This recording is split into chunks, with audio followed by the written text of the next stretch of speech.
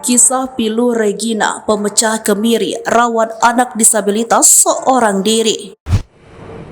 Di usia senja, Regina Ronghong, wanita asal Kabupaten Manggarai Timur, Nusa Tenggara Timur, NTT, harus terus bekerja keras demi memenuhi kebutuhan hidup.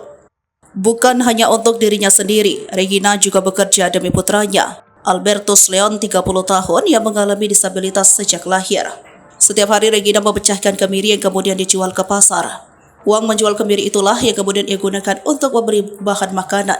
Kalau kami kehabisan beras, saya biasa masak ubi kayu dan keladi untuk makan pagi, siang, dan malam untuk makan Albertus Leon, katanya dikutip dari Kompas.com. Perjuangan ini ia lakukan sendiri sebab sang suami sudah meninggal dunia. Sejak September 2022 lalu, suami saya, ayah dari Leon, sudah meninggal dunia. Dulu sewaktu suami masih hidup, suami saya bekerja di kebun, kini suami saya telah tiada.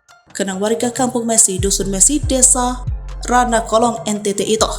Albertus Leon lahir pada tahun 1993. Sejak lahir, Leon sapaan hanya bisa terbaring. Tubuhnya seperti mengalami kelumpuhan.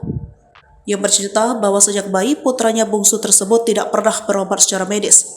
Lantaran tak memiliki biaya, Leon hanya mendapat pengobatan tradisional.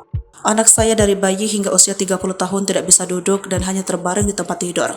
Putra bungsunya ini tinggal satu-satunya anak laki-laki di keluarga. 3 kakak laki-laki sudah meninggal dunia, sedangkan 5 anak perempuan sudah berkeluarga. Jadi sehari-hari kami hanya 2 orang di rumah, ceritanya.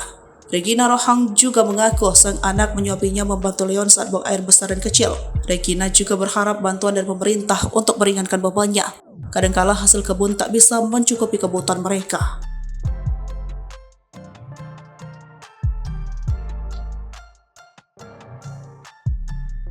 Download Tribun X sekarang, menghadirkan lokal menjadi Indonesia.